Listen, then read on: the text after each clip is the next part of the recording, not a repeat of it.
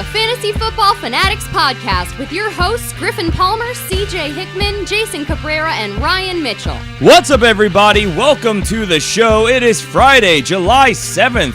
Welcome to the Fantasy Football Fanatics podcast. I'm your host, Griffin Palmer, joined as always by my co-hosts and co-analysts, CJ the Hitman Hickman and Jason Cabrera. What's up, guys? What's going on, man? Not much. I'm excited to be here. How are you guys doing? I'm good. I'm good. I'm ready. I'm ready good? for some football. Ready for football? I'm ready for the weekend. I don't know. We got.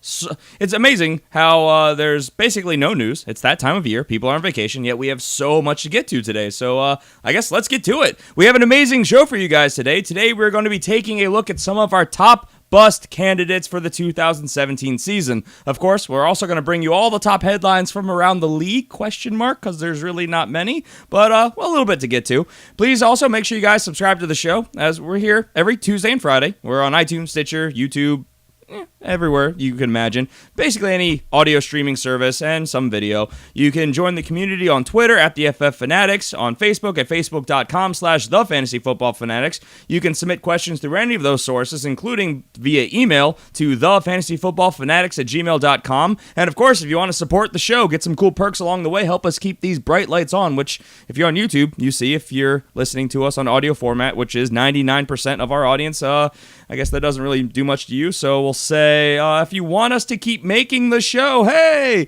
it's much easier if you guys head over to patreon.com/thefantasyfootballfanatics. Throw a little cash our way and get yourself some cool perks, including bonus shows every single week, which are much more advanced topics, and that just helps us keep doing what we're doing. We love what we do. We want to take this to the next level, make this as big and as grand and as good as we can possibly make it, but unfortunately, the real life is real life. So if you guys want to support us, head over there. And of course, if you want to go... What was that, CJ?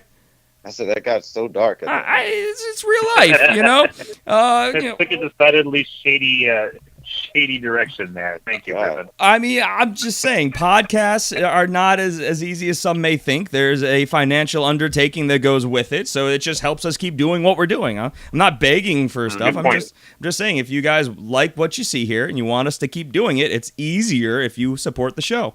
And, of course, back to what I was getting to, if you want to play against the three of us in fantasy football in the 2017 season, if you want to be in a league with this guy, if you want to be in a league with CJ, if you want to be in a league with Jason Cabrera, head over to iTunes, give us a rating, give us a review, and you will automatically be entered to be randomly selected to play against us in fantasy football this season in our listener league.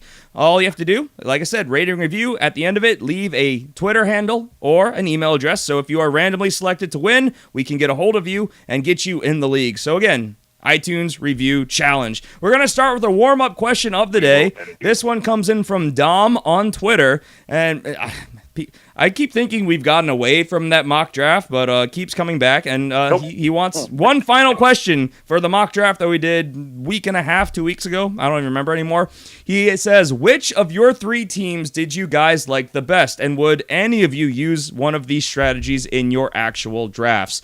So I guess to recap one more time, my team, which I went with early quarterback, early tight end, which is the opposite of how I do it, which is why this was contrarian for me. I got Aaron Rodgers as my quarterback, Ezekiel Elliott and Eddie Lacy at my running backs. At wide receiver, I have Devontae Adams and Dante Moncrief, Paul Perkins in my flex, Rob Gronkowski as my tight end, Brian McManus as my kicker, the Rams defense as my defense, and on the bench, I have Terrence West and Jamal Williams, and then at running back, of course, Green Bay. And I also have John Brown, Mike Wallace, Josh Doxson, and Ted Ginn Jr. Do you guys want to run down your teams, or do you want me to just keep going through this? Let's just keep going. I guess I would go with. Well, you got to run down your down the team. Okay, I gotta run CJ. my team I'll do it. I'll do it. All right. So CJ's I know who team. we're talking about. They've been listening 2 times. The show. We've been talking this 2 weeks. CJ, you can't discount Why the do we have to go listeners' through this questions again? because The question is, which of the three teams, which strategy would we go with? Not running down the whole team. Hey, CJ, stop alienating the new listeners out there, of which there seem to be more of every single show. CJ, your team, since you don't want to read it down, I understand. You don't like your team. You got your quarterback, you have Eli Manning. You have at running back, Samaje Perine and Bilal Powell. At wide receiver, you have Mike Evans and Michael Thomas. At the flex, Tyreek Hill. Tight end, Zach Ertz. Kicker, Roberto Aguayo. The Falcons defense, and then on the bench, you have Kareem Hunt, Darren Sproles, Alvin Kamara, Jarvis Landry, Willie Snead, and Adam Thielen. Of course, the reason for your lack of quality starting running back, as some would contest, is because you went hardcore 0 RB. You didn't take your first running back till the 6th round. Insanity. Yeah, hardcore, man. Jason, do you want to do yours or want me to keep going? I'll do it. You'll do it. All right. Carson Palmer was my quarterback. Got him in round 12. That was pretty nice. Running backs, Marshawn Lynch and Joe Mixon. Wide receivers, Jordy Nelson, Michael Crabtree. Flex position probably would go to C.J. Anderson. Tight end was Jimmy Graham. My defense was the Jacksonville Jaguars. My kicker was Chris Boswell. And then on the bench, I had Deshaun Jackson, Eric Decker, Quincy Enunwa, Jordan Matthews, Kenneth Dixon, and Joe Williams. All right, and of course you were going super late. You were supposed to go super late quarterback and super late tight end, but you forgot about the tight end and grabbed Jimmy Graham in the 6th, which is it's where he's going. That's fine for a normal draft, but for the sake of this exercise, whoopsie. So I guess it comes down to which of these teams do you guys like the best? Do we all have a team that we wouldn't take? Can we start there? Maybe eliminate one to make this easier? I wouldn't take CJ's team just because of the running back situation. And I don't mean to be disrespectful to you, CJ, but I think you probably agree with me on this, right? Yeah, I mean, you have an amazing wide receiver core, but it's a 2 wide receiver league with a flex, and so you can only start 3 of those guys, and you are hurting drastically at most of your other positions. People could contest a lot of upside there, but I mean, you're going into a season with Samaje Perine, who doesn't have the starting job yet. We think he'll get there at some point this season. And Bilal Powell, which now new news that we're hearing, which I'm not believing in, is that he's going to be in a complete timeshare with Matt Forte yet again. And I've even heard some reports saying Matt Forte is going to be the workhorse, which I throw those claims out the window because that's not going to happen. But, a timeshare. But there are question marks. Yes. So, I mean, great wide receivers, but you have to start 2 running backs any given week. And, that kind of hurts. Let's throw CJ's team out. I mean, CJ, he went with a ludicrous drafting philosophy, which we automatically say don't do every single time, much less to this fullest extent of 5 rounds without a running back. 6th round, your first one. I mean, people say there's depth at the position. 6 rounds pretty deep in the draft. So I guess it comes down to my team and Jason's team. Now, I do like my team. I have, and as you would imagine, because of the strategy, I have a very good starting lineup. I mean, I have Aaron Rodgers, best quarterback in fantasy. I have Ezekiel Elliott, one of the top 3. Eddie Lacy, who has been one of those top 3 guys and could be again. Obviously, Gronk, the best tight end in fantasy. But the weaknesses on my team are apparent, which, to me, this is why I wait on quarterback and tight end, because my starting wide receivers are both boom-bust guys who are both regression candidates and breakout candidates, which even further goes to why they're boom-bust in Devontae Adams and Dante Moncrief. I think both these guys are very high-ceiling players, but their week-to-week consistency is really terrifying to me. But I therefore picked a lot of upside depth at the wide receiver position to back those guys up. So I like the philosophy and how I built my team around what was available to me to make up that difference. I don't know. What are your thoughts on your team, Jason? I really like my team. The only question mark that somebody would probably have would be Joe Mixon as my second running back because he's not technically been given the starter position, but I think he's the best player in that position for that team. So I fully expect him to be the starter. Jordy Nelson and Michael Crabtree, both really solid receivers, high floor guys, with possibility for nice high ceilings as well. Marshawn Lynch is running behind the best offensive line he's ever had in his career, and he's been one of those guys in the past. And I've always got C.J. Anderson to move in and out of positions if I want to. Jimmy Graham, he's got a very high ceiling, decently high floor. Palmer, I think, is going to have a bounce back season. So I'm pretty happy with my with my team as well. I think I've got better depth at the wide receiver position than you do. Yes. And I think you've got better depth at the running back position than I do because of I got Kenneth Dixon, who's suspended. However, I do have Joe Williams, who I believe will be the starter in San Francisco at some point. At some point. Yeah. If I had to choose between the two teams, I think I'd go with my team, just because I think that my running back and wide receivers are just a little bit more reliable than the ones that you have on your team. Yeah, I mean, your analysis I kind of agree with completely. I love my running backs, and I got a lot of upside guys who I think are going to be solid if I need a volume play or if I need an upside play, because we all think Jamal Williams will be the starter in Green Bay at some point in the season, just like you're making the same case for Joe Williams in San Francisco. Man, that's going to turn people around this season. The Williamses. Williams. I would gladly take your wide receivers, but of course the counter argument is that I have the best quarterback and best tight end in fantasy and one of the best running backs as well, but that was draft position. I love Marshawn Lynch and Joe Mixon, but both those guys have question marks. And CJ Anderson, now we're hearing all this great news about Jamal Charles, though there are still the conflicting rumors saying about how, he might not even make the team, but the vast majority of what we're hearing now is that, he could be the guy this year because he's back in shape. So I'm not sure. I lean your way because I like the depth that you have, but I do actually really like a lot of my team. It's just the wide receivers that really deflate my team. CJ, how about you? What do you think? Which one of these teams would you take? I would go with the more depth at the position because I love my wide receivers, so I would go with Jason's team. Jason's team? I'm not a big fan of his quarterback. I would definitely take Jason's team. All right. Well, there you go. Jason's team wins this debate, and I don't think it's much of a debate. I think there's merits to both teams, and we were both drafting outside of our normal draft patterns, which is the point of the exercise. So to wrap up the rest of his question, would any of us use these draft strategies in actual live drafts? I think we are all poo-pooing on the zero RB, especially the hardcore zero RB. Obviously for me, yes, because, Jason broke away from the strategy a little bit, which kind of gives him a beautiful edge here with Jimmy Graham, not to keep beating a dead horse here, but I'd use Jason's strategy all the time. I always go late quarterback, late tight end, because I want to build as much depth at wide receiver and running back as possible for trades, for injuries, for bye weeks, for whatever the case may be. So yes, I would. Jason, what about you? Would you use any of these strategies? I know you prefer to be fluid, but would you use one? No, I would not. My strategy is very simple. I create my board and I follow my board. I don't go into that whole, I'm going to draft this position, at this point, and blah, blah, blah. I'm going to go with whoever I think is the best player at that position. So no, I would not use any of these strategies. All right. Well, there you go. Hopefully that, and I think we all agree. We would all be fluid here, but I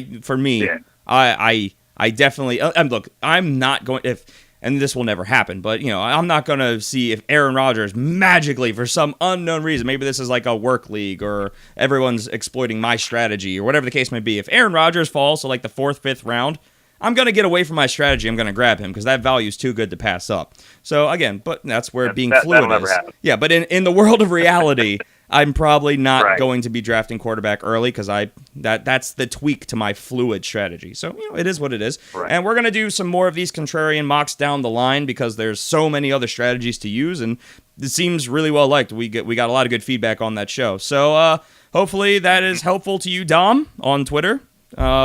I didn't want to put his Twitter handle because I don't know if people want shout-outs like that or the attention. I don't know. Whatever. We'll move on. Top headlines from around the league. Only one real bit of news to get to today, and this is further confirmation to what we have been suspecting, really, since the draft. And the Carolina Panthers official website has stated that they expect Jonathan Stewart to, quote, see the bulk of the carries, end quote, despite the addition of Christian McCaffrey in the, as a top 10 pick in this year's fantasy draft, and NFL draft. So, not surprising here. Does this change anything to you guys now that we're hearing this from, the team's official website even? No, not for me. I already knew that going into the season that wasn't going to be the case. I knew that Christian McCaffrey was going to get the touches when it comes to receiving, but rushing, I didn't think that he was going to get the bulk of them. So no, it didn't change anything to me. Yeah, no, I just how I expected it to go, so no, doesn't change anything. I mean, bottom line, Jonathan Stewart has been a good running back for them, and everything that we've heard and seen, obviously from the draft, is even that Christian McCaffrey was not.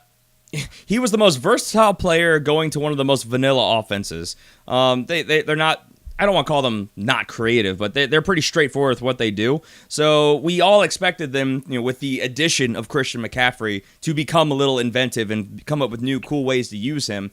And honestly, I'm not surprised by this. I still thought Jonathan Stewart would be the main running back, easily first, second down back. And I think Christian McCaffrey is going to be in on 2 running back sets. I think they're going to do a lot of dump offs and screens to him and things of that nature. I think they're going to get creative. I think they're going to split him out wide from time to time. They're going to get Christian McCaffrey involved. They're going to get him the ball, but I don't expect him to be the workhorse back by any stretch of the imagination. In fact, this is kind of why I think this is, and we'll get to this, it may even sink Cam Newton even more, because the 2 decent, good to decent, what's the way to say it, I guess, decent to potentially really good running backs with a good running back core here is just going to take away from the upside of Cam Newton running the ball, which has always been where he really makes his payday in fantasy football. He gets a lot of points with his legs. He's never been, except for obviously his MVP year, a great pocket passer. So, I mean, of course, dump offs, as long as they go forward, count as a pass,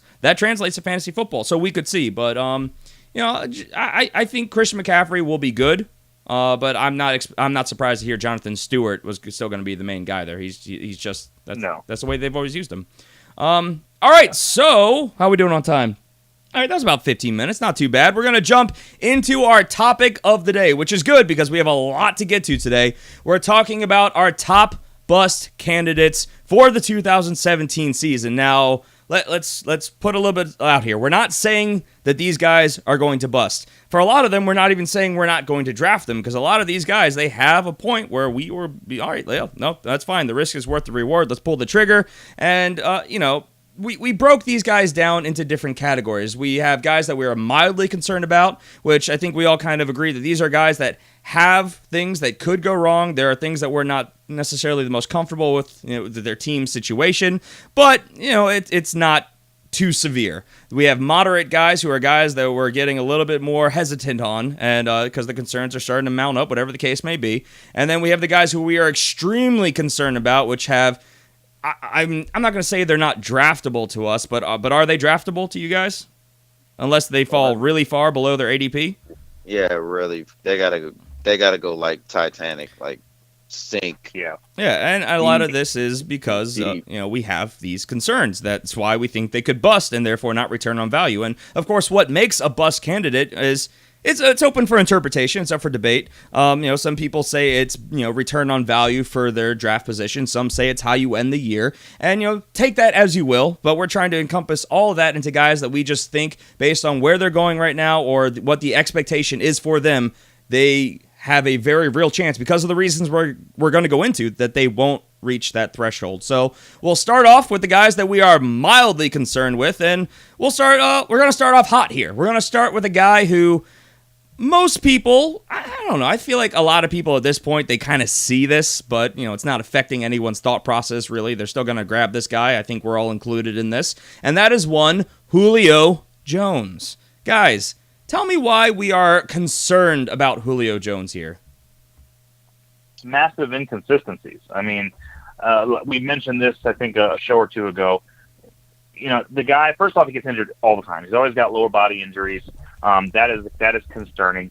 Secondly, they were using him as Griffin has mentioned many, many times, as a distraction. And then, of course, there's the fact that there are games where he just completely disappears.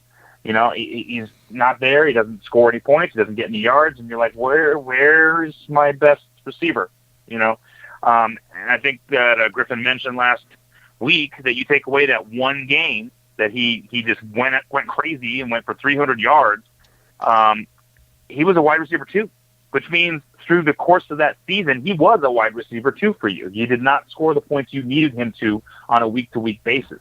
So I think that's concerning. That worries me, not to the point, like you mentioned already, that I wouldn't take him if he fell to a certain point for me, but I definitely wouldn't take him as high as he's being drafted right now. Yeah, most people are taking him as a top 3 wide receiver. On average, that means he's going as a top 6 pick. And, a guy like we just mentioned, if he was used in a diversionary role as he was multiple times last season in that massive breakout game of his, which, that's the flip side of the coin. He's got that in him. He can do that.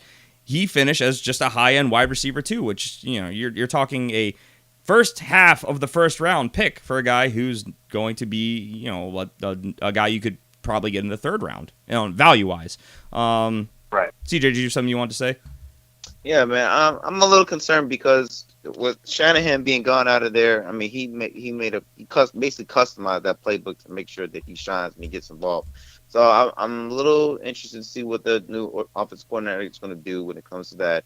And I know it's been talked about saying that he's not coming to ruffle any feathers. But Jason made a good point when that first came out that hey, this is his role. I mean, he's offensive coordinator, so of course he's gonna implement his system that he wants to, and all. He's gonna take some stuff that Shanahan does, but he's still gonna implement his system. So I think it's twofold. I think that he should be a little concerned because of the new system, because it's not only going to affect him, but it's also going to affect the quarterback that's going to throw in the ball, and Matt Ryan. So we're going to really see if Matt Ryan took that real step, or was that just because the offensive coordinator was there? Can I also say that Julio Jones has been in the league for 6 years, and he has had 18 reported injuries to this point. Oh, boy. So, I mean, this is a guy who's always hurt, always hobbled, and, these are things that, I mean, there are few players that give me migraines to the level that Julio Jones does when he's on my team, because he's always banged up, he's always questionable. So, I mean, it's just so frustrating. But, of course, he's got such a high upside that you people take that risk. So, these are all reasons for our mild level of concern. I think we're all in agreement here, though, that we're taking Julio Jones if he falls to us, correct? Yeah, if he falls to us, yeah. Yeah, if he falls where I needed to, sure. I mean, we have him as our consensus wide receiver 4, so I think enough said there. All right, so let's move on to the next guy on this list, which is, I don't think, also a concern for most, and I think that might be the trend for these mildly concerned players, and that is Todd Gurley. Guys, why are we, some would say mildly concerned, some would say why are we only mildly concerned about Todd Gurley? Okay, look, he had a great freshman year. I mean, he had a great first year in the league. It was great. He broke out the week that he played my Cardinals. That was the first week that he really broke out and took over the game. That was all wonderful.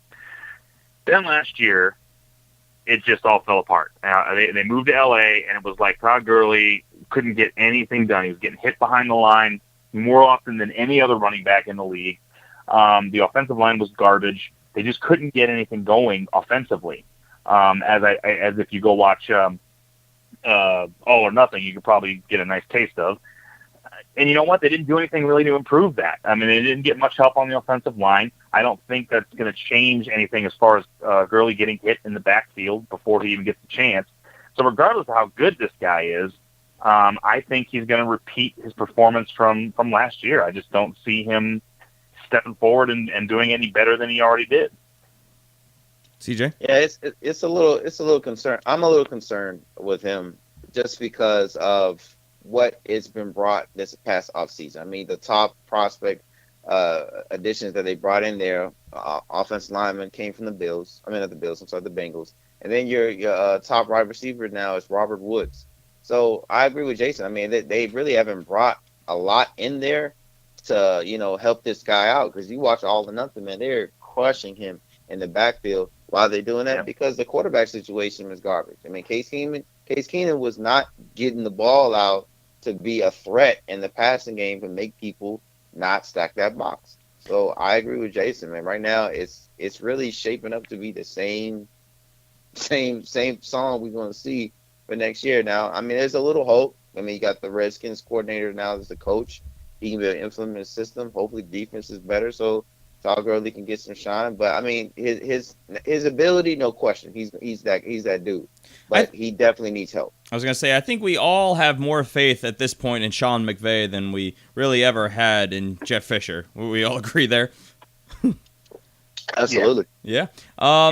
No question. I think that in reality we're gonna see somewhere in the middle because everyone, I was in leagues last year where Todd Gurley went as the number one running back. In fact, his ADP put him as a top tier. I can't talk already. Running back last year, but top tier. The vast majority of that was coming off the 2015 season where he came in, he didn't play the first couple weeks and was eased in week 3 because he was dealing with an injury. And then he exploded. His first 4 games, he topped 100 yards. He had, he didn't score touchdowns in all those games, but he was 146 yards, 159 yards, 128 and 2 touchdowns, 133 and a touchdown. And then he had one more game in week 14 against the Lions where he went for 140 yards and 2 touchdowns. That's what everyone's really basing this huge value in for him going into last year's draft. Now, last year, he did not have a single week where he rushed over 100 yards. He didn't reach that threshold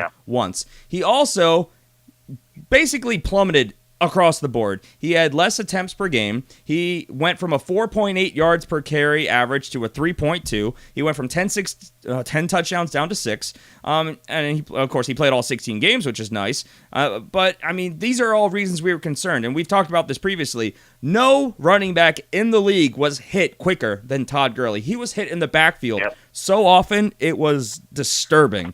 Now, all this being said, they have made upgrades. They brought in more weapons. They have done some things to tweak the offensive line. They obviously have brought in a whole new coaching staff. So I'm not saying that any of this will be the answer, but I think that the Todd Gurley that we're looking for is somewhere between last year and those first 4 games. I don't think that with the situation he's in right now, he can realistically be that first 4 games of his really career guy. Maybe if he was on a different team, I think he could be there. But I think all of this is why we have concern for Todd Gurley right now. And, Todd Gurley's a guy who people are kind of buying into at this point. Todd Gurley is currently going as the 11th running back off the board. So he's still going as a running back 1 as the middle of the 6th round, 6th pick, or 2nd round. 6th pick in the 2nd round. That's what I'm trying to say. I can't talk. So I think that's why we're concerned because some people are flying high, some people are burned on him, and there's all these reasons to still be kind of concerned about him. So, 2nd round pick, he could easily bust on that, but he could also return on value, and I think that's why we have a mild level of concern for the guy. What round would you guys feel comfortable taking him? Throw that curveball out there. We didn't prep for that. 3rd round? 4th round. Yeah, 3rd round, late 3rd round for me. I'll be nice. I'll be comfortable with that. I'd say mid to late 4th for me. I'm trying to bring up our consensus rankings really fast. Currently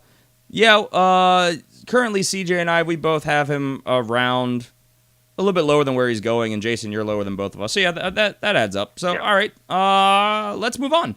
Our next guy on the list is Deshaun Jackson. Now, of course, Deshaun Jackson has always been kind of a boom-bust player, so there's always been kind of a risk with him. But why are we concerned enough to put him on this list this year? We'll start with CJ this time.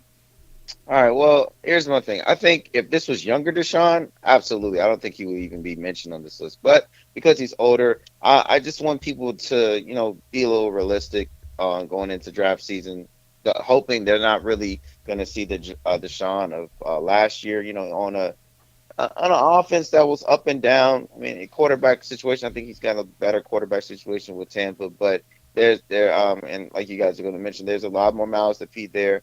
And I think that when it comes down to it, I think that Jameis is going to benefit from Deshaun versus Deshaun benefiting from Jameis. I think there's going to be a lot of weeks where you're going to see that he just is he just stalls out.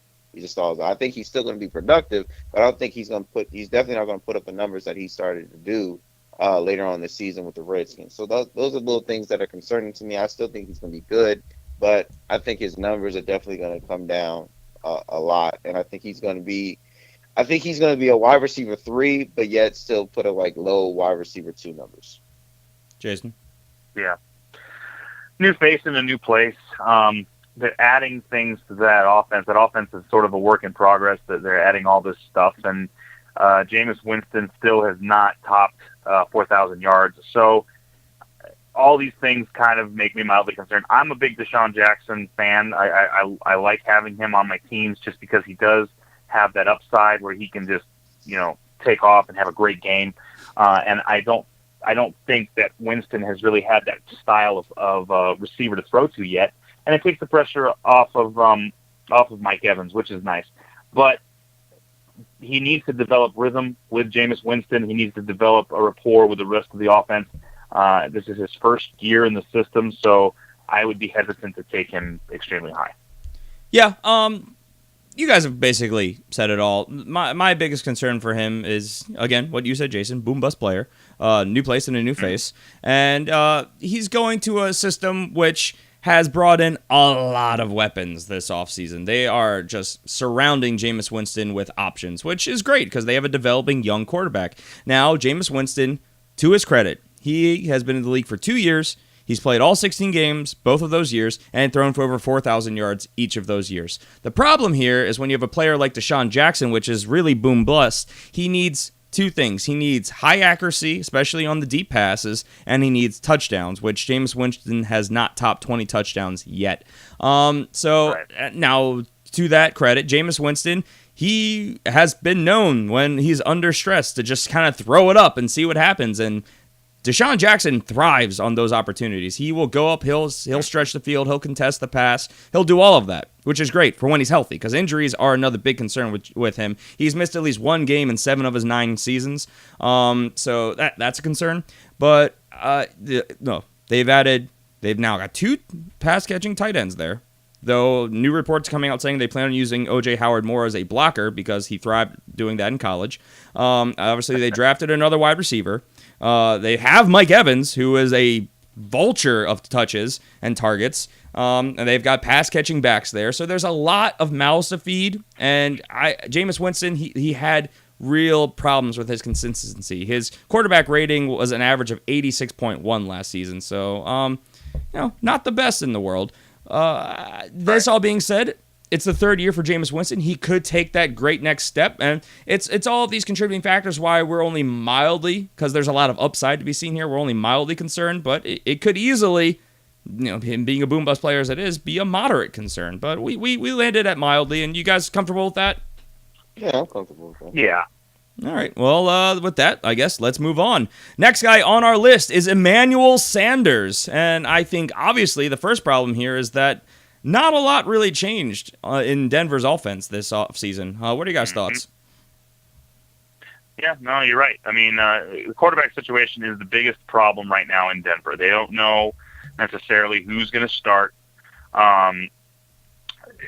That's my primary problem with Emmanuel Sanders. I mean, you put a decent quarterback there. You have Lynch take a step forward, become the guy they need him to be. Both Emmanuel Sanders and Demaryius Thomas could be great. I mean, they're one of the better tandems in the league with a good quarterback, but they don't have that right now. So that's the problem, and once that's improved, then I won't worry about Emmanuel Sanders at all. CJ? Yeah, for me, I definitely agree with Jason, man. It's just the uncertainty of the quarterback position. That's the only thing. I mean, even with Trevor Siemian there, his numbers, it's just a reality check of what post Peyton Manning era can do to a wide receiving core, because both of these guys, him and Demaryius Thomas, just fell drastically from what they used to be doing. So I need to see a big step in the quarterback situation to be able to have more confidence in Emmanuel Sanders, because I like him as a player. I'm just really not a big fan of the talent that's around him right now.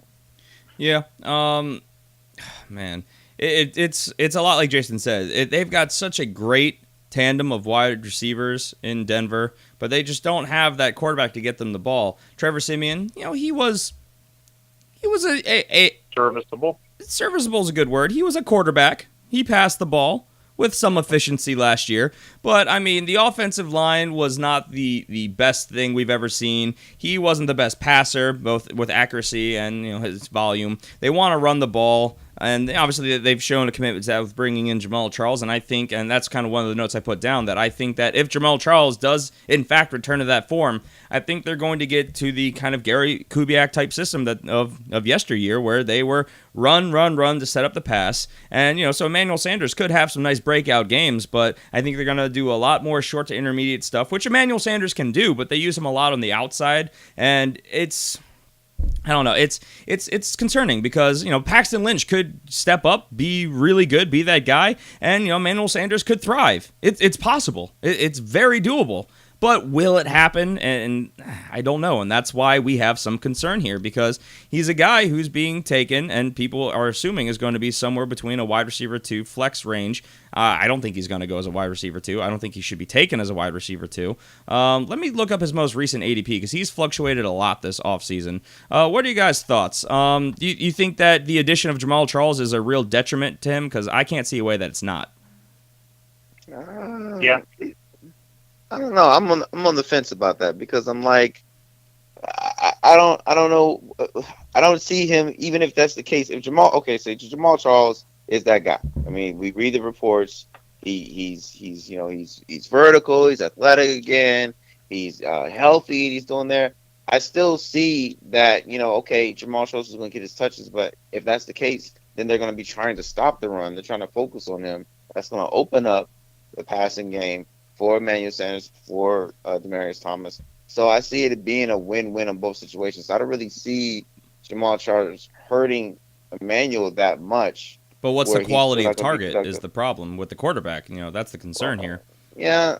I mean, yeah, they're well, okay, if Paxton Lynch, I see the playbook getting better, open up a lot more if Paxton Lynch is in there versus Trevor Siemian. If it's Trevor Siemian, it's just going to be all short stuff, kind of like Ross Osweiler in Houston. It's got to be all short because he's not going to be able to get the ball down the field. So I think that's where Emmanuel thrives. I mean, he can do down the field, but he thrives in that post 15 yard range. That's him. Yeah.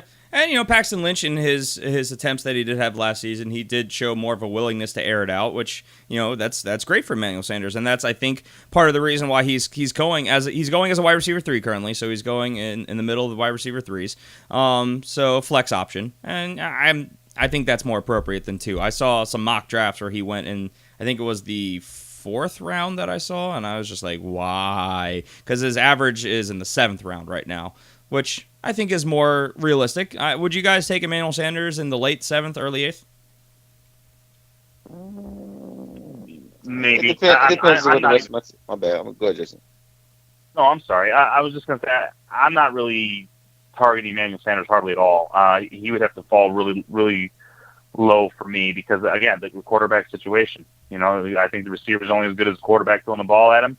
True. And right now, I don't trust that situation. Well, to be fair, this offense did support 2 1,000-yard receivers last year, but as we talked about, I don't have the stat in front of me, but their next highest person was, I don't remember if they didn't get to 300 or was in the 300s in passing or receiving yards, rather. So it supported 2 guys, but not a third, so who knows how this will play out. And, as we mentioned, Paxton Lynch could step up, be that guy, and if he airs it out, Emmanuel Sanders could be the recipient of many of those targets. So we'll see, and this is all the concern that we have around Emmanuel Sanders. And it sounds pretty severe, but I think on volume alone, he'll be able to at least return as a flex option, which I think is why we have him as mildly concerned as a bust instead of moderately. Because I think everyone's going into this knowing what it is, and because he's going so late, the bust portion of it is not as severe. Would we agree with that? Yeah. All right. Yeah. All right, let's move on to LeGarrette Blount. Now, of course, everyone is looking at LeGarrette Blount because he was the rushing leader last year in rushing touchdowns, and because of that, people are targeting him in drafts. But we have him as a mildly concerned case of bust potential. Guys, why do we have LeGarrette Blount listed here? He's not going to repeat from what he did last year. I mean, he had a great year. He was in a great system that they used him a lot in. He's in a different system. He's a year older. I don't see him scoring 18 touchdowns this year like he did last year. I'm not saying he's not going to be good. I expect him to be good, and he's a very nice addition to the Eagles. But watching him do the same thing that he did last year, which is why he's being drafted as high as you mentioned, I think a lot of people are going to be disappointed. Yeah, I was with Jason and I were talking about this before the show. I would love for him to repeat what he did last year with the Eagles, but I don't think that's going to be a case. I think I still do think he's going to be a good addition to the team. I think that he wasn't really an axe or involved in the passing game with the Patriots. With Doug Peterson's offense, he's going to be, asked to do that. And from what I've seen, heard in training camp, they like what he can be able to do with that, with the ball in his hands as a receiver. So I think that's a plus. That's going to add another aspect to his game that you haven't really been able to see with the Patriots, and that's going to be more points. So I think it's a case that you just got to play it by ear. But most likely don't go into this year thinking that he's going to be that guy that he was with the Patriots last season. I'm just going to put this out here, and here's a couple of, I'm going to say not necessarily off-the-wall stats, but things to consider. He had 18 rushing touchdowns last year. His previous career high was 7. So there's your first point right there. Second, he will be 31 years old. He'll turn 31 years old this season, so he's getting up there in age for a running back. He is a face in a new place, and he had 18 rushing touchdowns last year. The entire Philadelphia Eagles offense last year combined for only 16 rushing touchdowns. So these are all reasons that I think he's being overdrafted and therefore is a prime bust candidate because he's currently going in the 4th round as a running back 2. So that's concerning to me. I would honestly maybe put him as a moderate, but a mild because we are all expecting, and everything we're hearing is that Ryan Matthews, as soon as he's healthy and the Eagles can avoid a penalty for cutting him while injured, he'll be gone, and then it's going to be LeGarrette Blount and Darren Sproles. So on volume alone, LeGarrette Blount should be a decent return on value, and as a running back too, sure, that could be fine, but he's not going to finish as he did last season. We all agree with that. Do you guys have a place that you realistically expect him to finish in the yards and touchdown range? Have you guys statted him out? No, I haven't gone that deep. You haven't gone that deep, even though he's on your team? Nah, that's your forte. I don't really get down to that deep. I think he's gonna be good, but honestly, there's so many question marks around this offense with their young quarterback and the pieces that they've added that statting him out would be statting in a vacuum because you really don't know how often they're going to run, how often that Wentz is going to want to pass, and all that kind of stuff. So it's really difficult to do that, which is one of the reasons that I'm mildly concerned. I haven't done my deep dive stat revamp on him yet, but where I have him roughly is around 800 some yards and about 8 touchdowns. Does that seem plausible? It's definitely plausible if everything works out. Yeah. Well, I mean, the again, talking about total team last year, the Eagles combined for only 1,800 yards rushing for the entire position. So just stuff to take into account. Huh? Yeah, they'll do better than that. I said they'll do better than that this year. They should, considering their leading rusher last year was Ryan Matthews, who rushed for 661 yards. So, yeah. Mm-hmm. All right. So we all have some mild concern there, and a lot of that has to come with the fact that do we think he's being overdrafted? At the moment, yeah. He's going as the running back 21 as the 11th pick in the 4th round. Yeah, he shouldn't be going. Yeah, he's a little high. You guys would like him more as a flex Absolutely. Well, I mean, okay, that's not a fair question. Who wouldn't? But he's like, I would love him as a flex option. Do you think he should be going as a flex option? Let's board it that way. Yeah, I do. I think he should be a late 2, early, definitely a flex though. Well, he's already a late 2, but I get your meaning. All right, so let's move on. Next guy on our list, if I can find the show doc, is Dak Prescott. Now, I feel like this should be obvious, sophomore slumps and all, but he's going pretty darn high right now. Guys, why should we be a little bit more hesitant on Dak Prescott? Where's the concern coming from here? Well, I'm sorry, go ahead, CJ. I'm just going to start throwing this to one of you guys. I was like, just like you said, you got the sophomore thing. I mean, it's I think people are going to look at him. Me personally, I don't think he's going to be that bad where he's not going to be productive at all. I just think the defenses are going to, they had a whole year. They had a whole year to be able to look at this kid, see what he was doing, things that he likes, he doesn't like. I think his saving grace is still going to be the offensive line. I think that he's going to get another year with Zeke there and Dez. So all the things that made him great last year are still there, and I think that he's still going to take a step forward as him as a quarterback. But I think that people just need to realize and be realistic that he's not going to really put up the numbers that he had last year. I mean, that was phenomenal for him to be able to put up. but I don't think that he's going to be able to repeat that. Jason? Yeah, I would agree with that. The sophomore slump, I'm not all that concerned about. I'm more concerned about the fact that, like we mentioned, teams had a chance to look at this guy and look at this offense now, because you changed the starting quarterback and the starting running back. You've changed pretty much the whole offense now. So they've gotten a chance to look at him and see him. And by the way, the offensive line actually did lose a piece or two. Yep. Still got to consider them one of the best in the league, but that is a little concerning.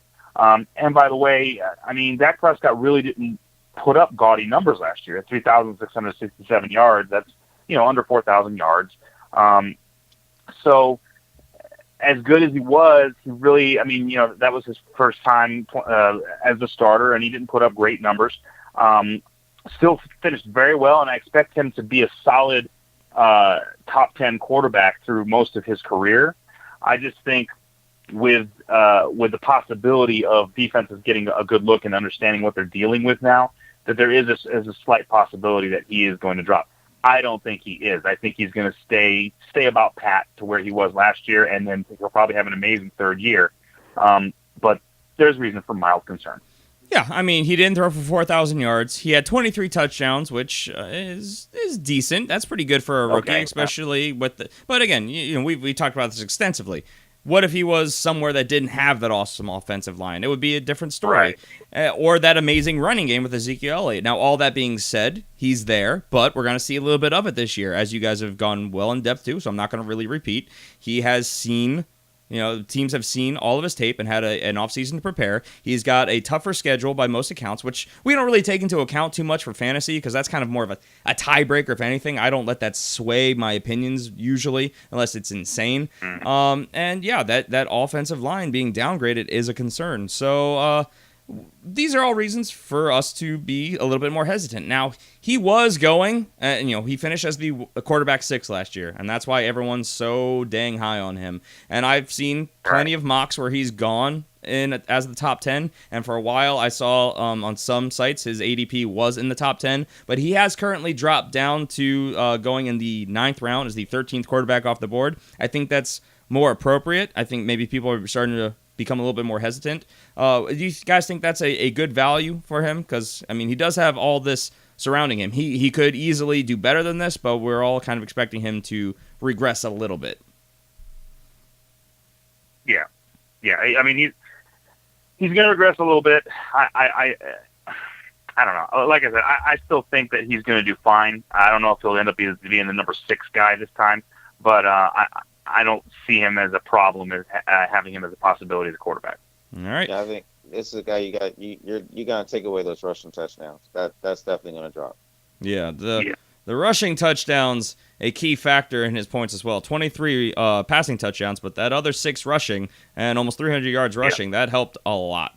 So let's move on. We got to actually pick up the pace. We have so many guys to get to, and we're not running out of time, but we're taking a while. DeMarco Murray. Now, DeMarco Murray, I think that, again, people think this is kind of obvious. You have to have some level of concern for DeMarco Murray, despite what we've heard, which early on we've heard, no, he's still the workhorse. He's still the guy. He's still going to get the majority of the touches. Well, that was the head coach, and we've heard whispers from the offensive coordinator around town, and just common sense with him being older, being an injury-prone back at earlier points in his career, and having this amazing running back behind him of Derrick Henry, who's still kind of emerging. He's going to compete for snaps. He's going to get opportunities. And, of course, the team, which this exotic smash-mouth run game that they wanted to do last year, which I'm sure they still want to do. Woo! They have done massive upgrades to the pass-catching corps there, so I think they're going to be passing the ball a lot more. It's going to be a more balanced offense. So I think volume is going to go down both because of the scheme of the offense and because of Derrick Henry. And of course, we've all heard that they're going to find ways to get Derrick Henry more involved in creative ways in the offense as well. So there could be 2 running back sets. So I think most people in the fantasy community still have DeMarco Murray going as a mid to late running back 1. But is that too early? Is that too high? What do you guys think real fast? I mean, he's still the guy to me. I mean, I want Derrick Henry to get involved, but until I see it, I still got to go with the mindset thinking that this is the same song and dance we heard last year, but this guy was still productive. He still got the job done. So until something changes, I'm still looking at him as that late running back one. Jason? Yeah, the one thing that bothers me is the fact that they keep saying they're going to try to get Henry more involved. They're going to try to get Henry more involved. He's going to get more involved. Bottom line for me is I agree with CJ. This guy's still the guy. He's still their number one. He's still going to get the bulk of the carries until Henry pries that job from him. So mild concern, sure, but not that mild. But will that prying happen this year? Dun dun dun.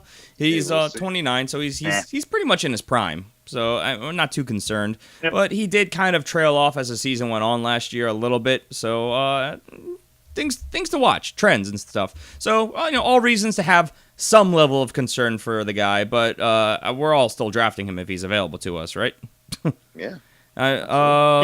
Jason, you're the lowest on him. You have him outside of your running back ones, actually. I do. I mean, is he going to repeat what he did last year? With the uptick in passing they're trying to do around Mariota, probably not. But I don't think he's going to be a massive bust. Well, he's currently going as the second pick in the second round as the 9th running back off the board. So he's slipped quite a bit since early ADPs were coming out. Right. All right, so let's go ahead and move on to the next guy on our list, which is Brandon Marshall. Now, Brandon Marshall, is my guy, and I put him on this list. He's been one of those elite fantasy wide receivers most seasons when he's been healthy, but another year older, on a new team where he will not be the main wide receiver anymore. Any team he's ever played for, he has been the guy, which some are saying that is going to be a great opportunity for him because he's not going to be drawing the number one coverage, but there's a lot of mouths to feed, specifically great pass catchers in I can't say New York because he was in New York, with the Giants instead of the Jets. Just a lot of guys there. So guys, that's my concern. Another year older. We saw him dropping some passes, but the quality of targets were really, really, really bad last year. So I kind of brushed that aside, but it's something to think about and a lot of mouths to feed. Anything you guys want to add that concerns you about Brandon Marshall? I mean, that outside of him being in this offense, he's going to be very touchdown dependent. That's something that's really alarming. I think he's going to get catches and yards, but he's going to be extremely touchdown dependent because of all the pieces that are there. Yeah, there are other more established options that Eli Manning is used to going to. So new face in a new place, basically, is what I'm saying. He might get lost as far as that goes. But that's a mild concern. I don't think Marshall's going to get lost. He is clearly talented. He's clearly at least the second best receiver on that team, which is saying something given the numbers of receivers they have now. So I think he'll be fine. Is there room for concern? Sure. There are a lot of mouths out there. But the question comes down to Eli Manning. Is Eli Manning going to be able to take advantage of the situation he finds himself in, which is basically being handed a Corvette and told to go ahead and drive it? So we'll see. Yep. Let's move on. We have Eddie Lacy. Now, I think everyone's got some reasons to be concerned with Eddie Lacy. He has not been the same guy that we were hoping to see since about 2014. But, he could easily return to that form, we think. Why are we concerned about Eddie Lacy real quick, guys? Well, I mean, he's been injured.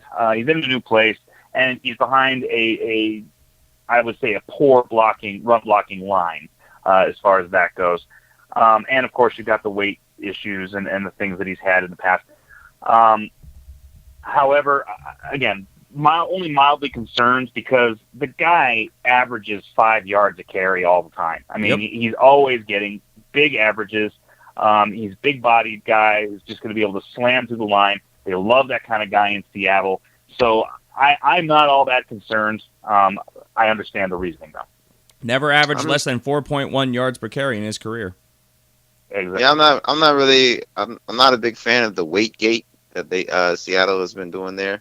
Kind of like the Bounty Gate with the Saints weight gate. I'm not really happy about that. Is you gotta pay this man to be able to do all this extra stuff that he's supposed to be doing.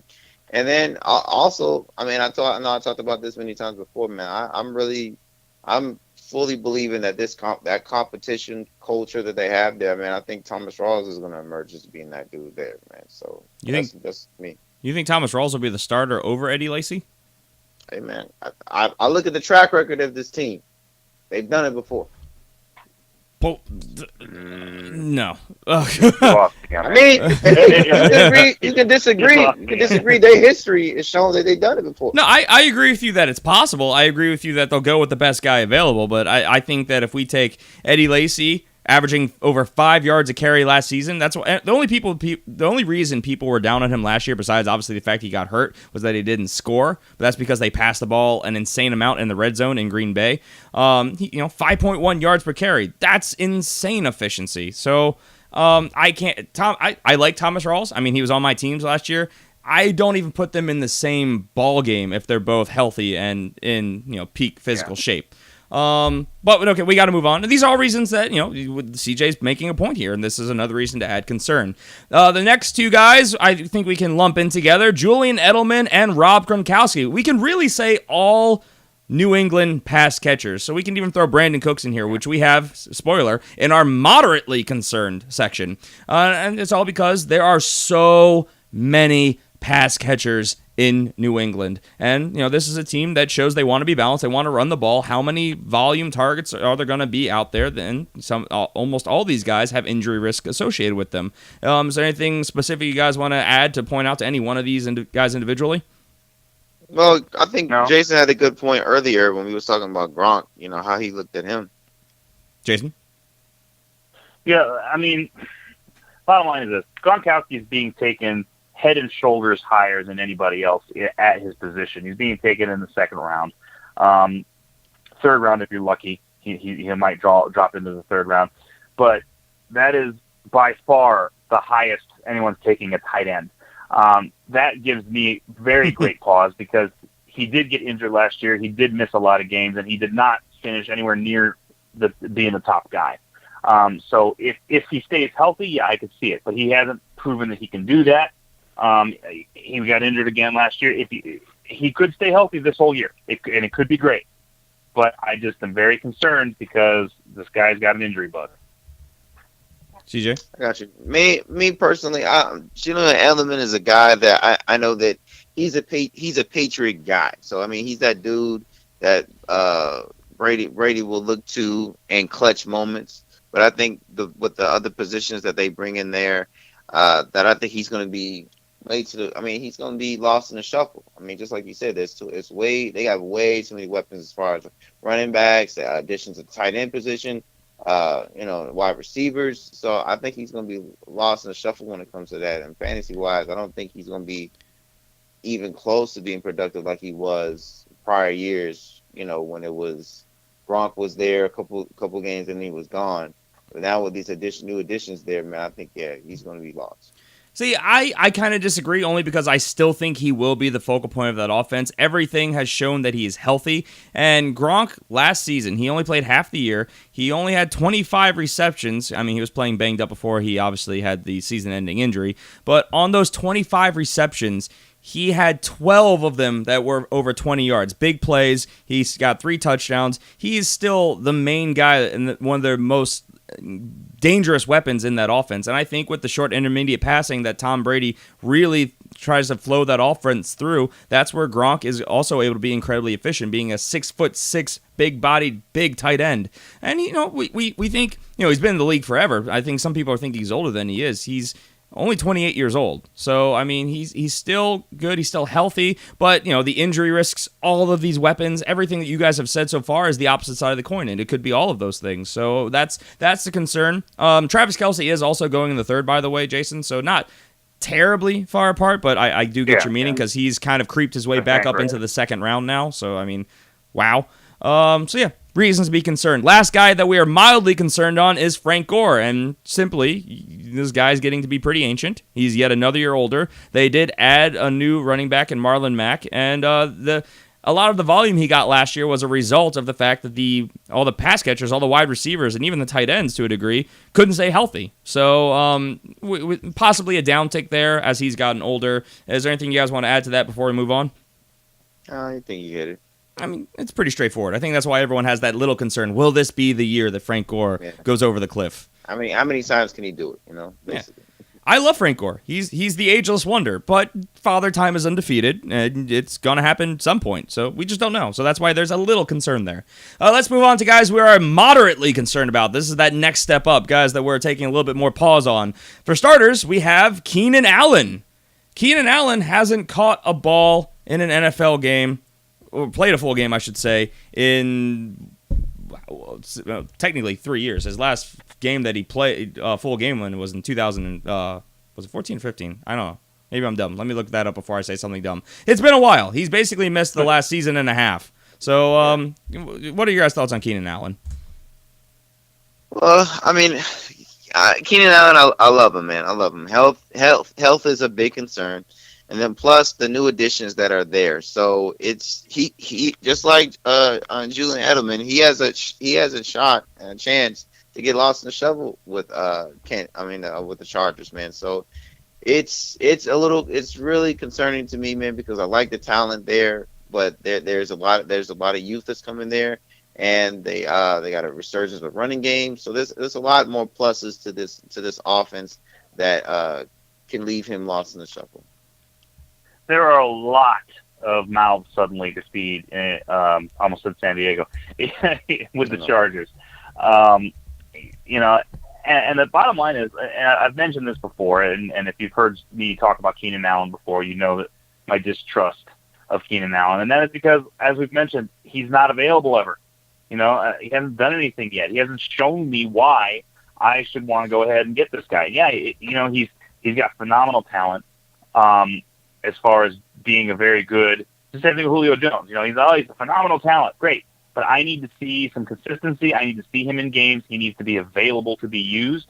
And until he is, I'm not going to be drafting the guy.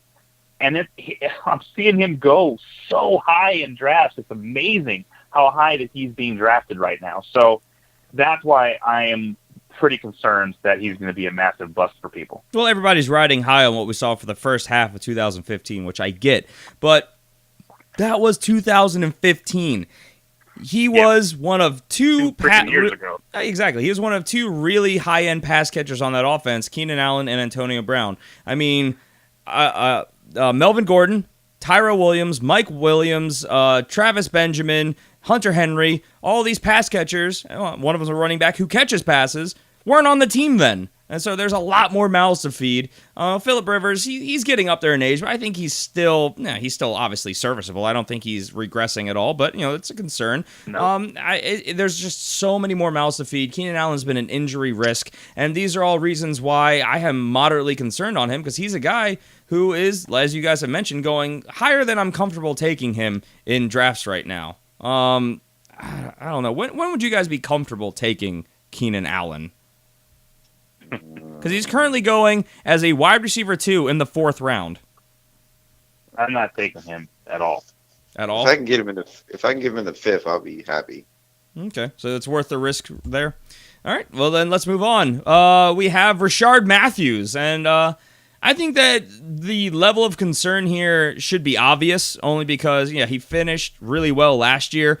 But since then, we've already kind of touched on this, so I don't think we need to dwell. There's the running game, there's the additions of Corey Davis, and obviously recently Eric Decker. And this is an offense, and God, man, we covered this extensively last week. It's not a high volume passing offense, and I think even if they make that transition, they have so many pass catchers there, including Delaney Walker, that there's just not enough volume to go around. I think Rashard Matthews went from being the number 1 guy to now probably the number 3 guy.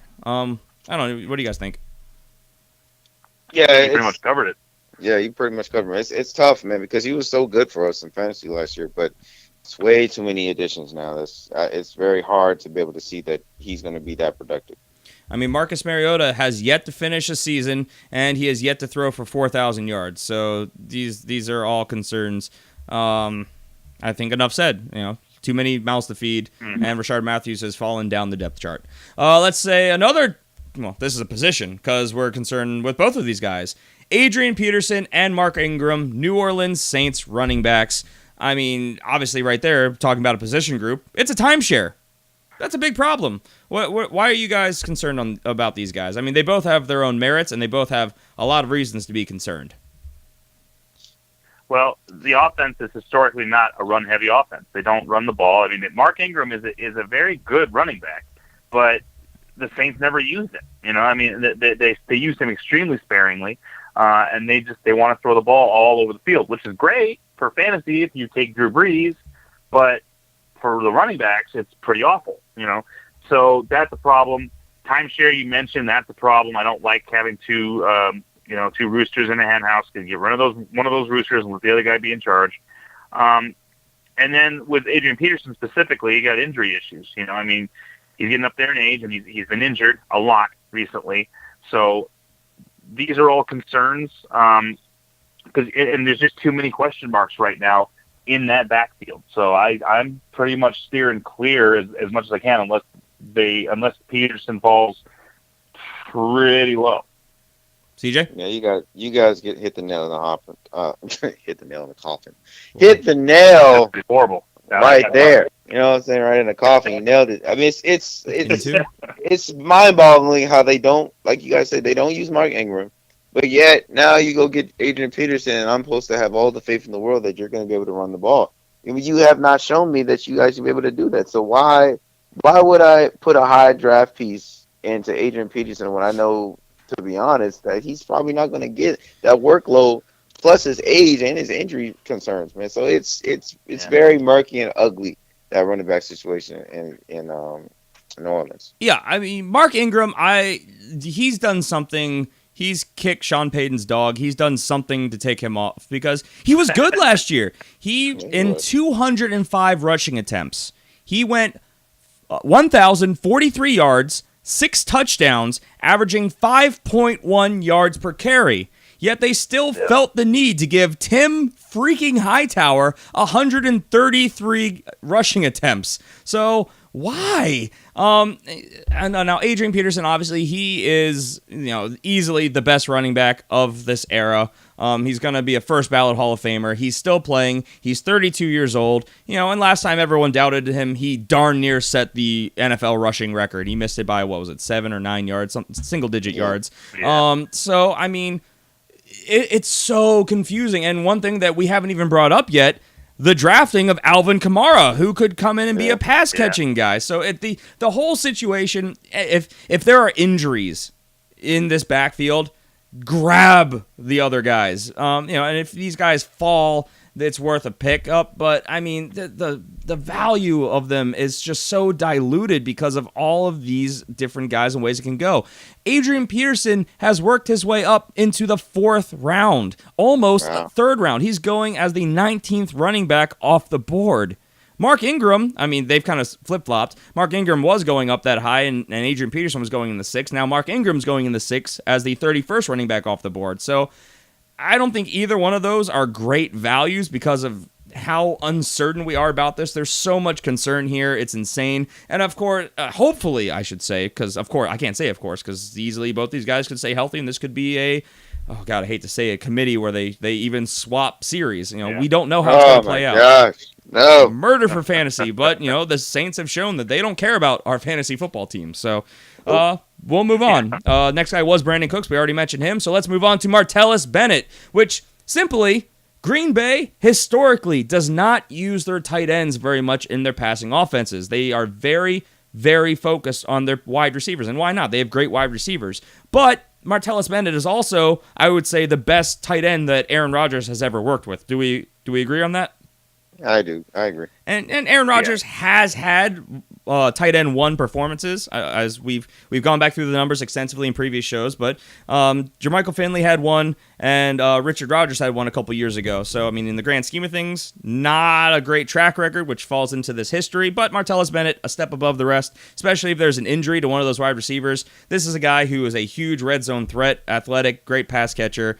So that's all the pros. Which is why he is going as a tight end 1 right now. But a lot of concern just because of the usage of the position in Green Bay. Do you guys have anything you want to add to that? Because, I mean, I think that sums it up.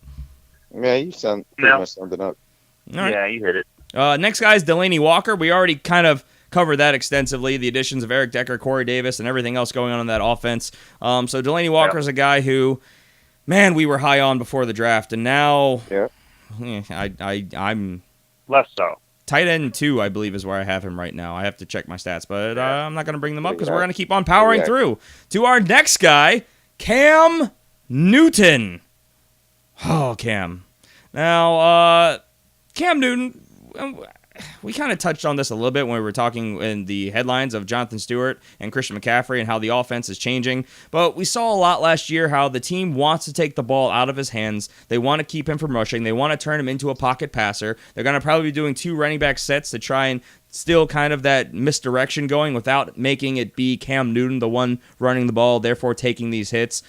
These are all concerns because, CJ, I know you might feel a little bit different here, but Jason and I know are in agreement here that we don't think Cam Newton is that guy. He's not a pocket passer. It's always been his legs that has been where he's gotten great fantasy production, and that threat of his legs, which is what's gotten wide receivers open. If they're trying to make him become a pocket passer, he's not shown that level of accuracy through his career. What are your guys' thoughts on Cam?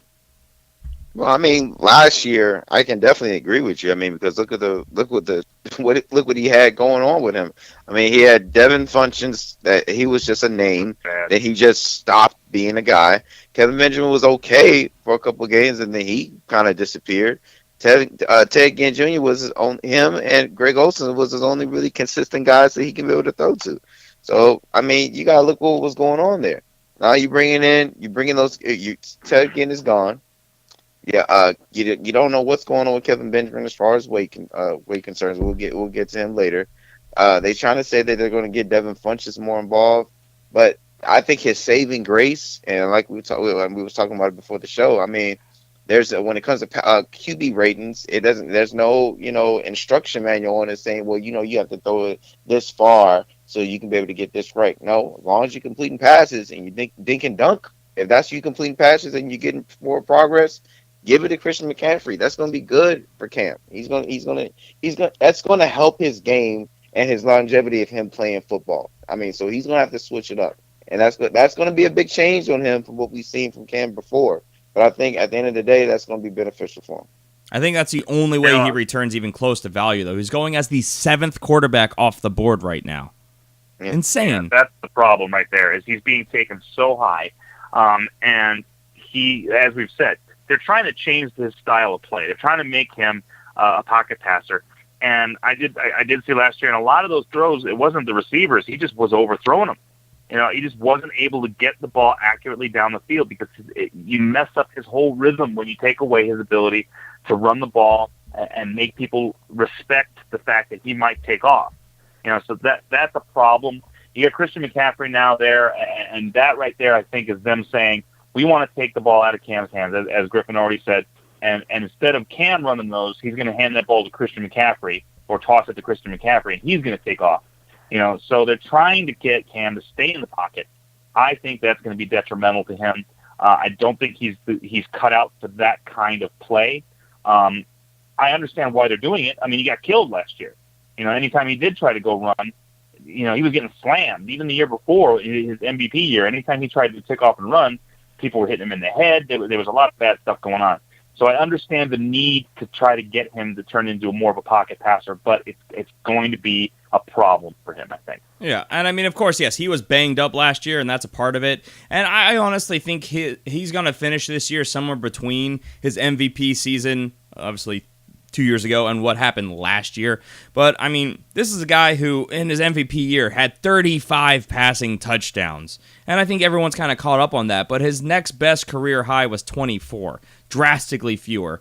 And, they're taking away the rushing, which has been his threat, as we've covered extensively. But now, the reason I'm willing to accept that he'll be somewhere in the middle, even though they're changing his style, is what we've been saying. The dink and dunks that they're going to be doing to players like Christian McCaffrey, trying to switch up the offense, the philosophy, the style, kind of changing of the guard, if you will, with how they're approaching things and what they're planning on doing. So that's why I could buy into Cam Newton as being a streamable option, maybe a really low quarterback one. I'm not taking him there, but I can understand why some might.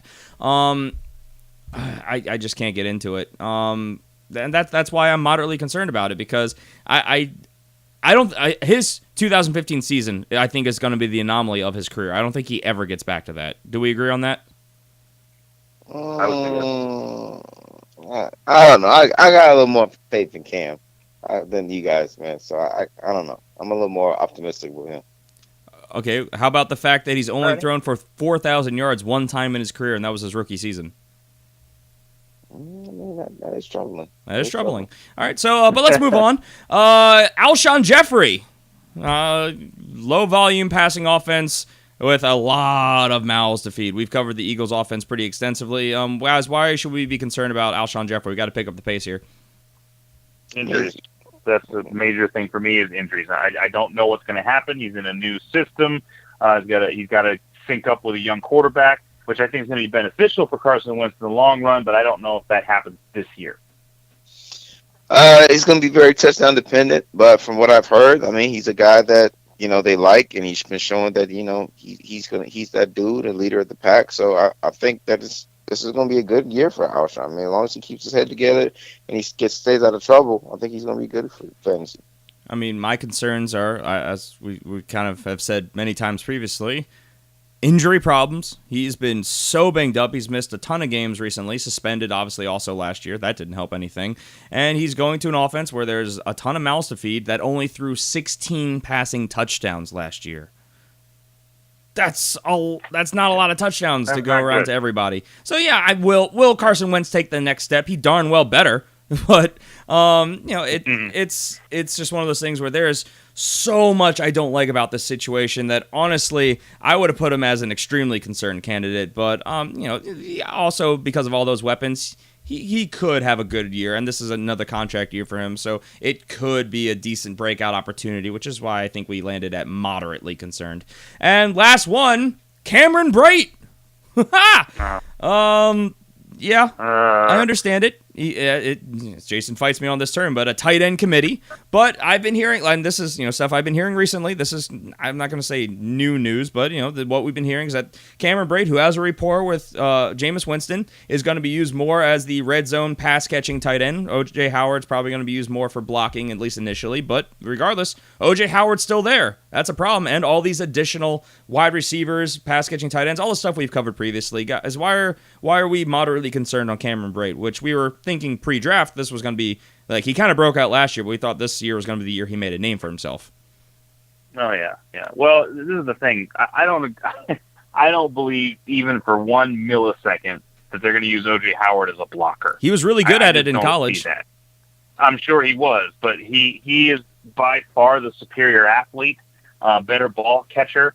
I don't see that happening. I just don't. I think that he is going to demand receptions just on pure ability. So I highly, highly, highly doubt that he's going to be just a pass blocker. And that was one of the things that, in college he was really good at it because that was all they asked him to do. Alabama didn't really know how to use a tight end at his abilities, which is why his numbers were not as gaudy as they should have been. Here in the NFL, they could use him to his potential, and he is going to end up being one of the greats at his position, if they maximize that potential and get the ball to him. That's why I put Cameron Brate on here, because, first off, number of mouths to feed in this offense, as we've mentioned, is gone way up. OJ Howard, as I said, is going to be demanding some receptions because of his abilities. So I think Cameron Brate, unfortunately, takes a step back this year. Yeah, it's tough, man. I think I do see Tampa doing some two tight end sets, but I do see Cameron Brate being getting the butt end of the stick when it comes to that. I think this is the OJ Howard show when it comes to tight ends. You guys are so high on a guy who had 45 receptions for 595 yards and 3 touchdowns. Okay, let's not make this a thing. Because you keep trying to go back to that. Let's not make that a thing again. Okay, let's go. I'm just saying, look, the tape is there. He's obviously an amazing athlete. All right. It's just a lot of the stats and obviously the situation are great reasons to be very concerned about it. And he's a rookie, so we're not expecting great things from him. But he will, in some way, shape or form, be pulling targets and volume away from Cameron Brate, which is why we're concerned about Brate. Let's move on to players that, man, we are so over time. Players we are extremely concerned about. Now, these are players that we are basically just straight up avoiding. These are guys who I don't think any of us will be rostering, and I actually feel pretty confident saying that, pretty comfortable for most of these guys. We'll start with Kelvin Benjamin, which, Jason, you took the, you took what you had typed in there off. Oh, that makes me sad. So to put it in a nicer way, which is the way that you've reworded it, obviously weight has been an issue. A lot of people were saying that they thought he was a defensive end or a lineman of some sort in some of the pictures coming out of early camp. Others have said that those were just bad camera angles. Whatever the case may be, the pictures were taken. We are obviously, and we've talked extensively about the quarterback situation with Cam Newton. Why are we so completely, utterly concerned about Kelvin Benjamin? Or is it just really what I've already said? Well, the camera adds about 10 pounds of weight to you, so he must have had 5 or 6 cameras on him when they took those pictures. Carry the square root of... Okay, look, the guy is a professional athlete who let his weight get out of control. That right there, all by itself, is scary. Okay, he's paid to do one thing, and that's be an athlete and be a football player, and he can't keep his weight under control. So that is very, very concerning. The fact that he's in a situation where he's got a quarterback that doesn't throw the ball at a high volume is concerning. But for me, primarily, it's the weight thing. That is scary for a wide receiver. Yeah, for me, it's like like what we was talking about Todd Gurley. Like, I really want to know who is the real Kelvin Benjamin. I mean, he had a great rookie season when he first came in the league. He was hurt that next year, and then this past year, he was good out the gates, and then he started like really tailing off and stalling out. So I really want to know who this guy is now. What his weight? If he wants to be a tight end, go for it, brother. But I mean, if you're a wide receiver, I mean, that's got to go down, buddy. I can't have my wide receiver bulk like that. So that's my only issues with him. He's also not a very high volume wide receiver. He didn't break 1,000 yards last year. He went down in touchdowns from his rookie year to last year. His average did go up, so I guess that's good. I mean, but this is big play we're talking, and he's out of shape, so I don't know how explosive you're going to be down the field. And we're talking about how Cam Newton's not that amazing deep passer, and obviously Ted Ginn's gone, so they kind of lost their main weapon. They did draft a guy who will probably end up filling that role, but Kelvin Benjamin, if he's able to get in shape, he's going to be drawing a lot of solo coverage like he did in his rookie year, but I mean, only 63 receptions last year, so it's just very concerning. So I think we all agree that Kelvin Benjamin is a guy that none of us particularly want any shares of. Let me see where he's going right now. Kelvin Benjamin, the page refreshed again. He is going as the 27th wide receiver off the board, so early in the 6th round. So that's a flex player. That's way too low. Theoretically, a number 1 receiver. That's not low enough for you guys? No, not number 1 for fantasy. Number 1 for his NFL team. Let me specify that. Drop it lower. Drop it lower. Yeah, there's just too much concern here, and I don't know. I want no shares to do with really any pass catchers in Carolina. So, yeah, we'll move on. Agreed. Spencer Ware, a guy that CJ seems to have a personal vendetta against, but for good reason. So, CJ, tell me why we should be so much lower and very concerned about Spencer Ware. Well, you guys got good points, too, but I just look at the film. I'm looking at the tape. When an organization goes out and gets another guy at your position that's a little more bigger, a little more leaner, a little more athletic, a little more dynamic of a running back, and they're bringing them in, and it's already reports being said that, he most likely will be the dude. I think that's very alarming. And from the track record I've seen with Spencer Ware, man, he hasn't done enough, or he hasn't done enough as far as the coaching staff to be able to see that he should be the guy getting the bulk of the carries. That's really alarming to me. That's really concerning. And now it can be twofold. It can be him, or it can just be the style of the offense. I'm taking the approach looking under it's him. He's had multiple opportunities, and yet they still want to go draft another dude that's coming to take his place. So that's me. That's why I don't like Spencer Ware at all. Don't want no parts of him. I drafted him. I ain't looking at him. Jason? Yeah, I mean, he had a lot of it on the head. The guy's never topped 1,000 yards. He's not finished the season yet. Kareem Hunt looks primed to take the job.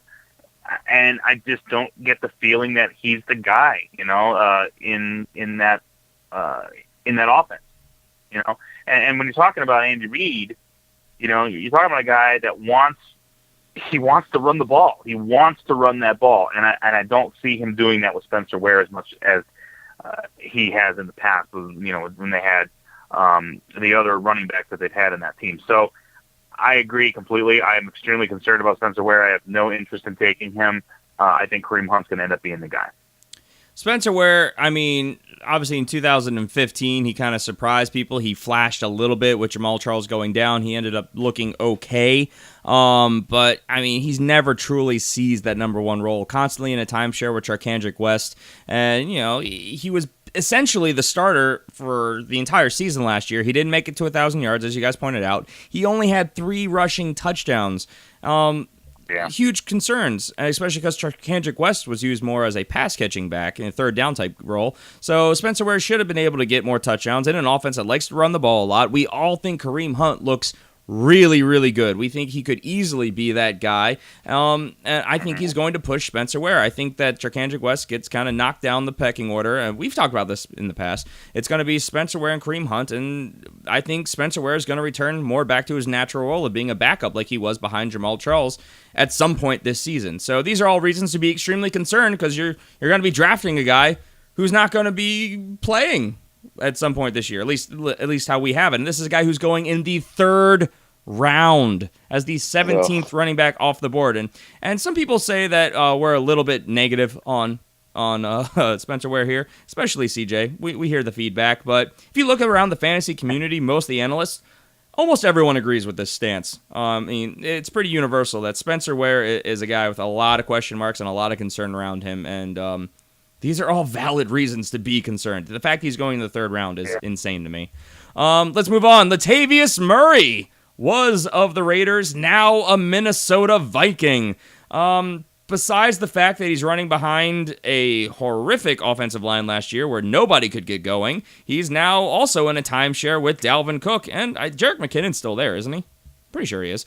Yeah, he is. So, it was Matt Asiata who went across town. So, guys, why are we so low on Latavius Murray? Or is it that obvious? He's running behind one of the best offensive lines in football, and he did fine. But that's the problem. He just did fine.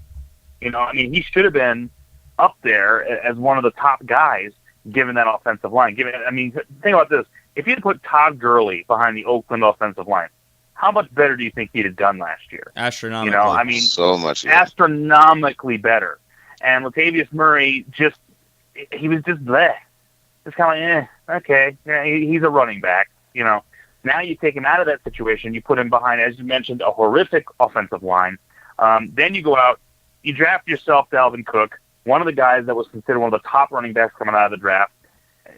This is a recipe for Latavius Murray to end up phasing himself out of the NFL because now Dalvin Cook's going to be the guy. They're going to want to get him involved. And even that is scary because, again, offensive line makes the running back. So it's a bad situation. I really want no parts of Latavius Murray. Yeah, I just see the kid that's behind him, man. Dalvin Cook, he's legit. He's legit, and he's a guy that as soon as he sniffs that rock and gets a chance to be able to prove himself, I think Latavius Murray's out of there. He's a running back that's going to be very touchdown dependent. I think he's going to get used in the red zone, but as soon as he stalls out, or he's not looking like he's been worth that money, I think he's out of there, and they're putting Dalvin Cook in. Latavius Murray, I mean, he's got all the measurables, but bottom line, people, and this is kind of a mean thing to say, but and it's crazy to say about an NFL player because obviously these guys are all talented, but a lot of people are saying he just doesn't have the talent to put it all together. I mean, this guy, as we said, was running behind a top 3 offensive line in the league last year. Some would say the best run blocking in offensive line in the league. And still, he didn't manage 800 yards. He barely managed 4 yards a carry, which is insane because both the guys behind him averaged over 5 yards a carry. 12 touchdowns, obviously, that's huge. But he's going from this great offensive line to a garbage one. And clearly, the Raiders didn't believe in him very much because Jalen Richard, he had 500 yards, essentially, 5.9 yards per carry. DeAndre Washington had 467 yards, 5.4 yards per carry. So both insanely more efficient. It's just Latavius Murray got all the touchdowns. So it's insane. And of course, bad offensive line, timeshare with a rookie who we all really, really like, And it's just a recipe for not wanting him to be on my team. I don't know. It's frustrating. Dalvin Cook is going in the 5th round, which I do like that value. Where did it go? I just had it bookmarked. Where's Latavius Murray going? Oh, there's DeMarco Murray. Oh, this is great radio. Latavius. Latavius. But yeah, no, I agree with you. I can't put him on my team. He's just not. It's not a good situation at all for a young running back. And he's not old yet. No, he's not. I mean, I don't want Dalvin Cook in the 5th. I don't remember. Whatever. We're wasting too much time. I'll find it later. But Latavius Murray, yeah, no, I'm not touching him. I expect him to be the backup at some point, and it's still going to be behind a bad offensive line. Let's move on to Ty Montgomery. Ooh, Ty Montgomery is being handed the keys to the offense. All we've heard is that he is going to get the 1st, 2nd, 3rd shot. This is his job to lose as the starting running back in Green Bay. Obviously, an offense that is heavy on the pass, which really opens up running lanes for the running game. None of us are high on Ty Montgomery, and there's a lot of reasons not to be. For starters, he's a converted wide receiver, and that has caused a ton of problems. He's got durability issues. He was banged up a lot last year, and something we talked about a lot in previous episodes. He also missed a lot of time on the field and a lot of snaps, and therefore a lot of opportunity because being a converted wide receiver instead of being brought up as a running back, he was not doing well with pass coverage. He was getting Aaron Rodgers lit up last year, so he was being taken off the field on non-running plays because he couldn't protect Aaron. So what are your guys' thoughts here? Obviously, we're all pretty darn high on Jamal Williams as well. Well, like I said, and I know I've said this in times past, man. I mean, you saw what he could do when he was out there last year. He was quite successful, and just like you said, he caused quite a controversy, but it was a good one though, because here you are getting good points. You're getting running back points from a wide receiver. You know what I mean? So it was great to see. But just like you said, his body wasn't really built to play that role. Now, here's the upside. You can have a optimistic side of you of it and say, hey, look, he has a whole off season. He can be able to go get his body right and, see if he can be able to play the position. That could be the case. Or that's not a thing. he can do the exact same thing he did out there, and he's probably going to get taken out and be used as a gadget player. So I look at I can see both sides. I mean, I like the points that he put up, so I'm gonna try to go with the optimistic, but I can definitely see, how it can look the other way. Yep, Jason, your thoughts? It's sad because the guy's got a really good skill set. I mean, he's a fast guy who's got great hands out of the backfield. Does all these things very well. But it's really scary to think of him as the lead back because he's going to get smashed. I mean, yeah, he's had a whole off season to gain some weight, but I still don't think he's got the body frame to be able to just be that lead guy. And this team was used to having an Eddie Lacy, someone that could slam through a line and just take the whole line with him into the end zone. That is not Ty Montgomery in the least. I think he ends up being a slasher. I think he ends up moving down the depth chart, becoming the third down back, the change of pace guy. And Jamal Williams, as we mentioned before, this guy's just waiting to get handed that ball. And I think once they hand him the ball, they're going to love him, and he's going to end up being their starter. Yeah. This is a guy who's moving up draft boards, by the way, right now. I mean, he's in the 4th round still, and as he should be, but he's going to lose his job. He's going to get hurt. If he doesn't get hurt, he's going to be taken out for a lot of plays. And he was the only real healthy running back on the team last year, and he wasn't even given the ball. He had very few games where he rushed into double-digit attempts. So, I mean, all these reasons, I'm very down on Ty Montgomery, and I'm very high on Jamal Williams. It's just a matter of when that transition happens. Jamal Williams you can get in double-digit rounds. I love that. Ty Montgomery, something's going to happen. It's going to be injuries. It's going to be a blown assignment. It's going to be the emergence of Jamal Williams or one of the other guys. They're the only team in the league that drafted 3 running backs.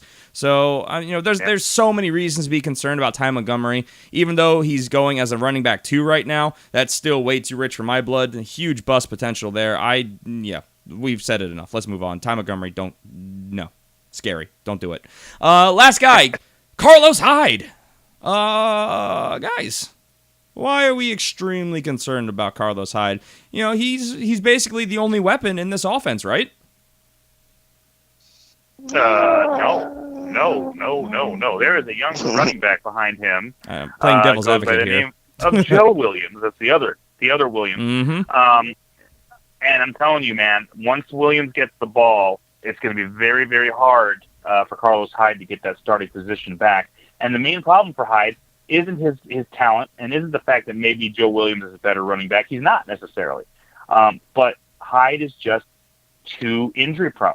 Okay, the guy steps off the bus and snaps his ankle. I mean, he's hurt every year. So that's a problem. And I think what's going to end up happening, especially since we got Shanahan over there now, I think what's going to end up happening is we're going to start seeing more of a timeshare situation with Williams and Hyde. And it's going to look more like that Atlanta offense from last year with Freeman and Coleman. So that's what I am concerned about with Carlos Hyde. Other than the fact that he might, like I said, he might just in the first game, break something or rip something and be out. Yeah, I agree. I agree with Jason. I think we're going to see a Atlanta style offense there. Now listen, you can look at this both ways. I mean, you do know the history with him, so the health is a thing. But if he gets removed from being that lead guy there and get more into a Devontae and a Coleman role where, it's a timeshare, that means he's going to be able to play more games. So now, granted, that's going to take away from his overall production because he was the lead back there. But I think if you're a believer in this guy and you want a part of this offense, I think you'd be okay with him at least playing versus him getting the bulk of the carries. So that's the way I see it with him. I think what a lot of people are forgetting as well is that he's coming off of a grade 3 MCL tear. That happened in week 16 last year, so that's a problem. But yeah, you guys hit the nail on the head. I mean, that was one of my points that I even wrote down on the list. Probably going to be a committee. Kyle Shanahan's going to do what he has to do to make this offense start moving, as he obviously puts it together over the next couple years. Injuries, so insane. It's just a huge rash of them, and none of them are consistent. It's just all over. I mean, vertebrae disc herniations, MCLs, ankles, multiple concussions, thigh bruises, foot injuries, shoulder injuries. This guy is made of glass.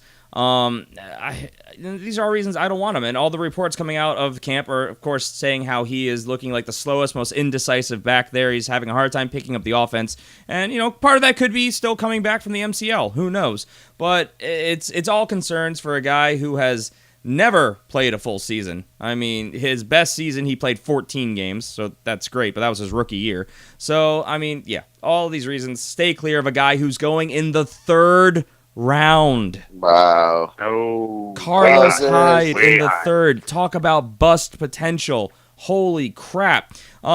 Stay clear of him. So that's going to do it for us today. We are well over an hour, but that's okay. That's what we do. Make sure for nothing. Yeah, we apologize for nothing. So make sure you guys tune in on Tuesday, where we're going to be doing something pretty fun. We're going to be taking a look at advanced fantasy league formats. So that's going to be all the stuff that's not your standard or your half point or your PPR, like we talk about most shows. We're talking about everything from dynasty to auction to daily to MFL 10s, whatever the case may be. We're going to dive into all of that, talk about some strategies, how to approach those leagues, things of that nature. So that should be a lot of fun. That'll be right here on Tuesday. As we mentioned, if you guys want to play against us in fantasy football in 2017, this upcoming season, iTunes Listener Review Challenge, all you have to do, head over to iTunes, simply give us a rating, give us a review. That's it. And you're entered for a chance to be selected to play against us in fantasy football. And it helps us show out. We must break you. Probably helps us show out even more than supporting us on Patreon. Which, speaking of, patreon.com/thefantasyfootballfanatics. Head over there, subscribe to the show, and get yourself bonus perks, including a much more advanced show every single week. All of our rankings should be up by the end of the weekend on thefantasyfootballfanatics.com. And, just keep coming back every Tuesday, Friday. We're an independent podcast. We're going to keep doing what we do. And, if you want to follow us individually, of course, the show is on Twitter at the FF Fanatics. I am at GPalmerFFF. CJ is at CJ Hickman89. And Jason is at Jason Cabrera13. So, any parting thoughts for you guys before we sign off? Hey, man, appreciate all the love, guys. YouTube, everything, man. All right. Yep, keep it up, man. Keep it up. Poetic. I liked it. All right, we're out of here. Everyone, take care. Have a great weekend. We'll see you on Tuesday. Bye. Life in the fast lane, moving at the speed of life, and I can't slow down.